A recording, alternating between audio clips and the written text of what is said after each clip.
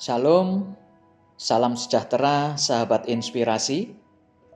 Mari kita membaca dari Efesus 3 ayat 16. Aku berdoa supaya Ia menurut kekayaan kemuliaannya menguatkan dan meneguhkan kamu oleh rohnya di dalam batinmu. Manusia diciptakan sebagai makhluk yang terbatas. Manusia tidaklah diciptakan sebagai pribadi super yang tahan terhadap segala sesuatu dan sanggup melakukan segala-galanya.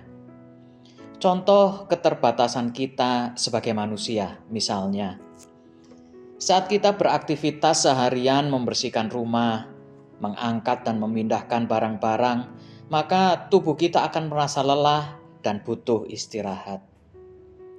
Begitu juga jika kita terus-menerus ada di bawah tekanan masalah, banyak tugas pekerjaan yang harus segera diselesaikan, ada tuntutan yang tinggi yang harus dipenuhi dan sebagainya, maka kondisi tersebut juga bisa menyebabkan mental kita menjadi lelah. Kondisi-kondisi tersebut menunjukkan bahwa kita terbatas adanya. Pada dasarnya ada sisi rapuh di dalam diri kita. Sebagai ciptaan, kita memang disetting untuk tidak menjadi pribadi yang independen, tetapi dependent. Memiliki kebergantungan kepada Allah yang menciptakan kita. Tetapi sayangnya seringkali manusia mengingkari sisi keterbatasannya dan kebergantungannya kepada Allah dengan berusaha membuktikan diri bisa melakukan segala sesuatu dengan kekuatannya sendiri tanpa melibatkan Allah di dalamnya. Tentu kita sebagai orang percaya tidak akan berkata, tanpa Tuhan aku bisa. Dengan kekuatanku sendiri segala hal bisa aku kerjakan, aku tidak butuh Tuhan. Mungkin perkataan seperti itu tidak akan terucap dari bibir mulut kita. Tetapi dalam keseharian, tanpa sadar kita kadang tidak menunjukkan sikap kebergantungan kita kepada Allah.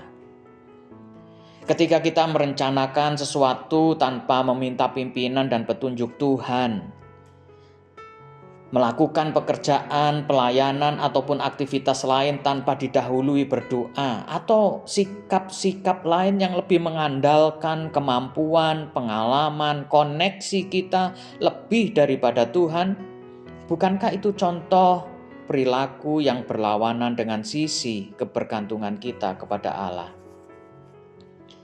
Kita harus senantiasa menyadari keterbatasan kita, sehingga kesadaran tersebut akan membawa kita selalu bergantung kepada Tuhan.